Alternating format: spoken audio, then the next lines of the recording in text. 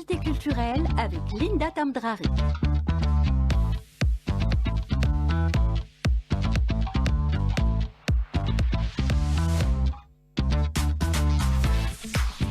Il est 9h12. Bonjour à vous tous, ravi de vous retrouver ce matin en direct d'Alger Chaîne 3. D'abord, très bon début de semaine, beaucoup de bonnes choses à vous tous, à vous qui nous suivez tout au long de la semaine et le week-end également. Et on entame la semaine avec une pépite, voilà, c'est une pépite qui est parmi nous ce matin. Nesrine Hamari.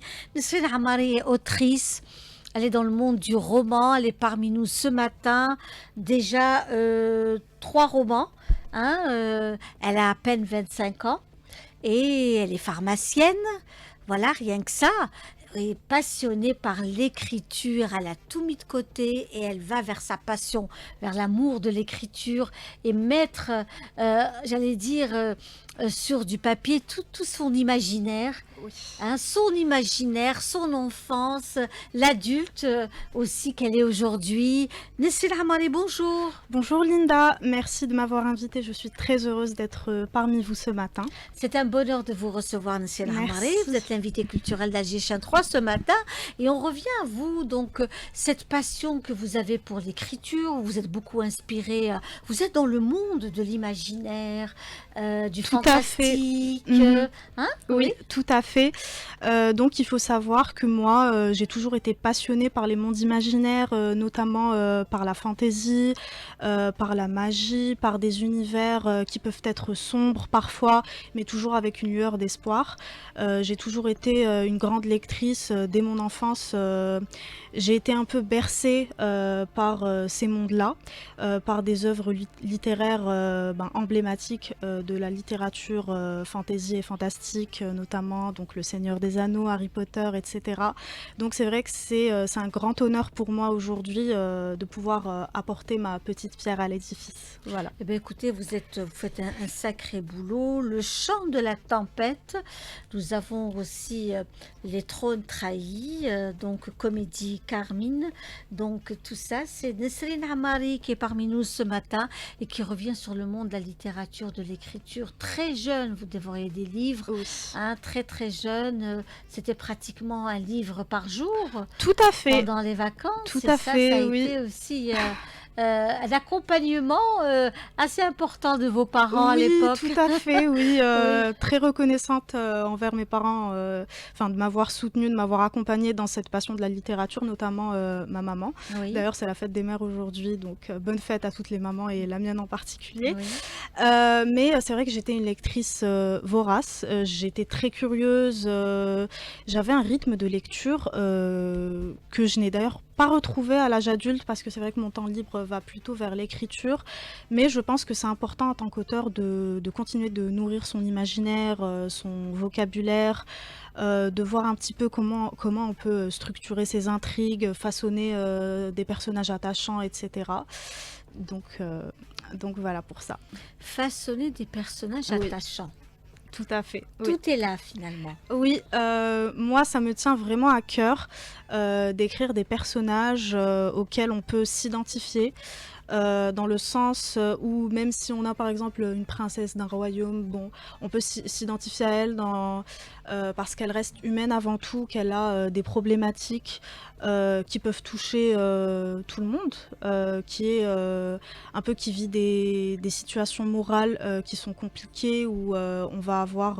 En fait, elle reste humaine. C'est ça, elle reste humaine. Voilà, c'est le côté humain en fait qui revient. Exactement, Ouais. notamment dans Le Chant de la tempête, on a une protagoniste qui est moralement ambiguë, dans le sens où elle, très jeune, on lui a inculqué des préjugés, on lui a inculqué un rôle qu'elle doit suivre, etc. Elle va s'émanciper petit à petit un peu de la case dans laquelle la société voulait l'enfermer. Donc je trouve ça très, très intéressant à explorer. Oui. Donc, Ouais. et puis même vos personnages, les noms que vous leur donnez, c'est Oui. des noms anglais, c'est des noms... Oui. voilà, on est vraiment dans un monde, on a l'impression qu'on voyage avec vous, on n'a pas l'impression, on voyage Oui. avec vous par rapport à vos œuvres, et puis ce sont des œuvres magnifiques, ce sont Merci. de très très beaux livres. Oui. très reconnaissante envers mes éditeurs, ben forcément de produire des objets livres aussi beaux, qui Aussi reflètent beau. l'histoire. C'est la grosse tendance aussi Oui, tout à aujourd'hui, hein, fait. c'est la grosse tendance. Ce sont pas des livres d'art, Non, c'est ce des sont des romans. romans, mais avec une illustration, avec... C'est ça. Donc, notamment en fantasy et en romance, on veut avoir des objets livres que les lectrices et les lecteurs vont avoir envie de collectionner, d'arborer fièrement dans leur bibliothèque. Et en fantasy notamment, comme on a des univers magiques avec des créatures mythologiques parfois, etc., on veut que l'objet livre reflète cet aspect-là. Donc on retrouvera des dorures, un peu des vernis sélectifs, des jaspages, Ouais. de belles illustrations. Donc ça fait vraiment plaisir à voir. Non, franchement, ce sont vraiment des livres qu'on souhaiterait avoir, ne serait-ce que de les avoir dans notre bibliothèque et les Oui, lire. Mais c'est vraiment un travail d'artiste parce que tout c'est à quand fait. même la personne qui illustre, qui fait ce travail. Donc, c'est quelqu'un Oui, qui lit, qui a dû certainement tout à bien fait. entendu lire votre Tout à livre parce fait. il y a beaucoup de... En fait, ce beau- qui se passe au moment de la création de la couverture d'un roman, c'est que l'auteur et l'éditeur euh, vont travailler en étroite collaboration pour produire ce qu'on appelle un brief avec des idées de ce qu'on a envie de retrouver sur la couverture, des éléments graphiques, des illustrations, etc. Et ce brief-là va être suivi par un graphiste ou un illustrateur, soit qui travaille au sein de la maison d'édition, soit qui est en freelance, qui va être missionné donc par la maison d'édition pour ce travail-là. Et c'est vraiment, enfin, c'est toujours un peu la magie qui opère quand le style de l'illustrateur et de l'univers donc match. Et notamment pour Le Chant de la Tempête, c'est vraiment une couverture qui pour moi reflète l'univers à la perfection. Donc Ouais. avec les vagues, la Oui, boussole, les effets dorés, etc. Donc très heureuse. on est vraiment dans un monde fantastique. Tout à fait. Voilà, féerique. Oui. Alors, Nesrine Mhm. Amari, vous êtes parmi nous aujourd'hui. On revient aussi au monde de l'écriture. Il y a aussi des moyens. Le livre coûte cher Oui. aujourd'hui, coûte très Oui. cher. Le papier coûte très très cher, ici et ailleurs, hein, Tout à parce que fait. vous aussi, vous vous déplacez beaucoup à l'étranger. Vous présentez aussi vos livres ailleurs. Et aujourd'hui, vous vouliez être aussi parmi nous pour parler de votre travail, l'amour que vous avez pour l'écriture coûte très cher. Est-ce qu'il y a des alternatives? Alors aujourd'hui, ce qui est intéressant, c'est qu'on le livre a plusieurs vies, a plusieurs formats. Donc on a le format papier en grand format qui est généralement le premier à être édité. Puis généralement un an après minimum, on a le format poche qui est toujours moins cher. Ouais. Donc c'est un format qui s'adapte au petit budget, qui s'adapte au manque d'espace notamment, etc. Donc c'est très intéressant. Même si justement je reviens un peu à la question des beaux objets livres, aujourd'hui on peut avoir des personnes qui vont bouder le format poche justement parce que ce n'est pas aussi beau que les grands formats, même si heureusement on a des éditeurs qui maintenant produisent de beaux livres de poche, donc aussi on peut avoir des dorures, des jaspages sur des livres de poche, donc c'est génial, ça permet de contourner un petit peu le problème, de convaincre les sceptiques.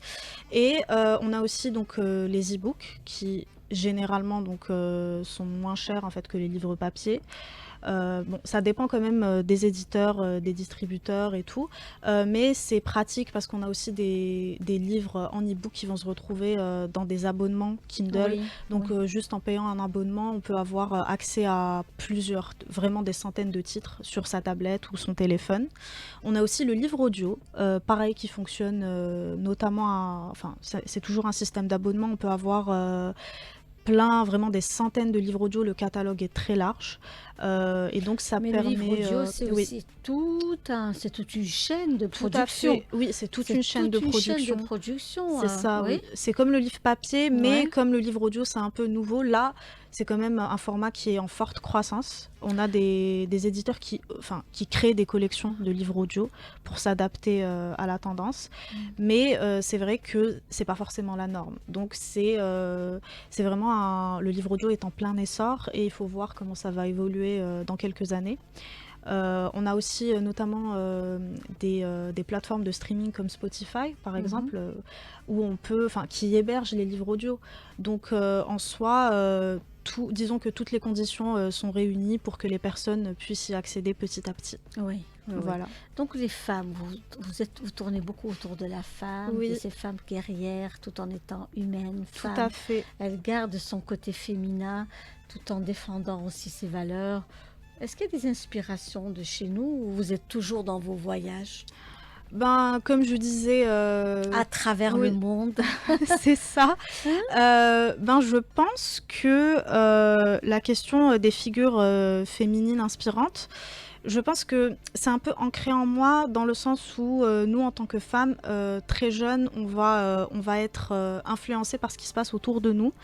On va être influencé par les femmes qui nous entourent, pas seulement des... On peut avoir des figures historiques. Nous, notre histoire algérienne est vraiment peuplée de femmes très inspirantes, de femmes Absolument. guerrières, voilà, qui ont défendu leur peuple, etc. C'est vrai qu'on peut aussi être inspiré par des femmes qui nous entourent, que ce soit des mères, des grands-mères, des grandes sœurs.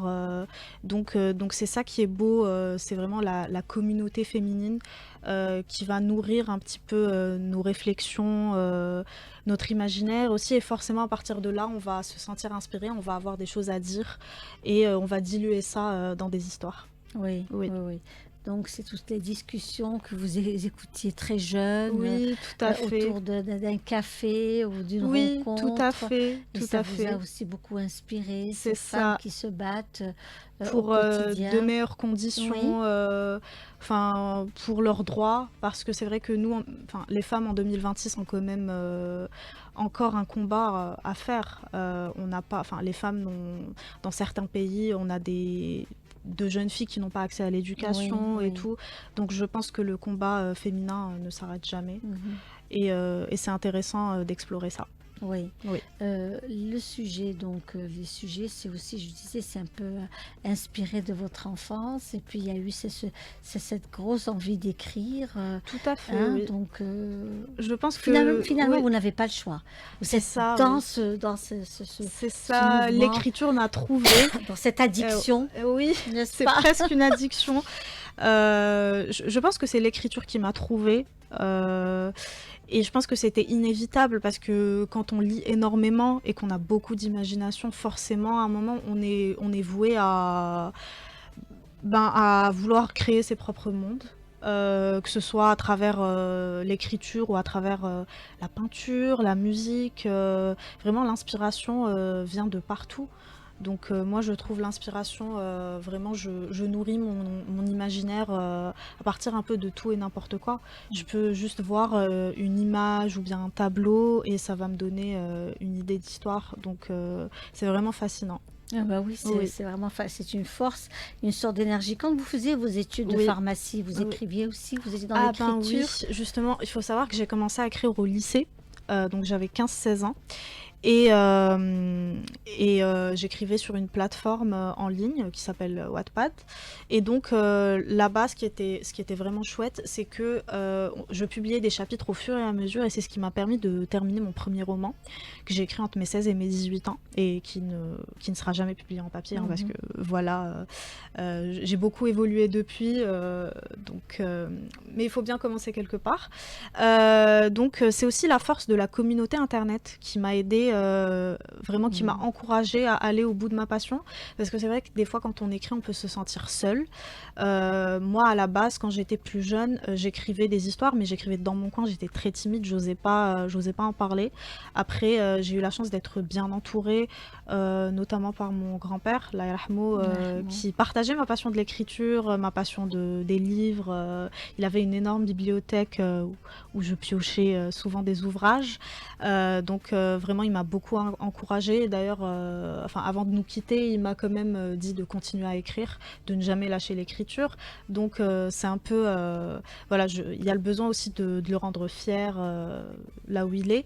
Donc voilà. Et revenons-en un peu à mon parcours. Donc j'ai toujours écrit et c'était pas toujours facile de jongler entre l'écriture et les études. Surtout qu'à ce moment-là, quand j'ai commencé à écrire, j'étais pas encore publiée ni rien. C'était vraiment juste une passion de côté. Après, donc il y a eu le concours organisé par la plateforme Fixia. donc qui appartient à la maison d'édition Hugo Publishing qui me publie aujourd'hui. Cette plateforme-là fonctionne, en fait, c'est des concours et chaque gagnant de concours décroche un contrat d'édition. Donc en 2022, donc Fixia a lancé un concours de fantasy. Et j'ai vu ça, je me suis dit, ok, c'est ma chance, d'autant que c'était en partenariat avec le livre de poche. Donc j'ai vu le pitch du concours, j'ai vu un petit peu ce qu'il recherchait, le type d'histoire qu'il voulait et tout. Et donc à partir de là, faut savoir que j'étais en 4e année pharmacie, qui est l'année la plus dure.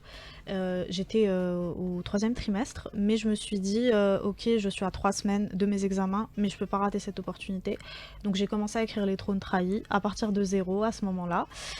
Puis j'ai été finaliste, je suis arrivée en finale, j'ai terminé mon roman très très vite pour pouvoir le remettre au jury et ensuite j'ai gagné et voilà, le roman est sorti en grand format 1 an plus tard, enfin il est sorti dans toutes les librairies et en poche 2 ans après. Voilà. Bravo, bravo Merci. Nesrine Amari qui était notre invitée ce matin avec déjà ici 3 romans, donc Comédie Carmine, Les Trônes Trahis et Le Chant de la Tempête. Oui.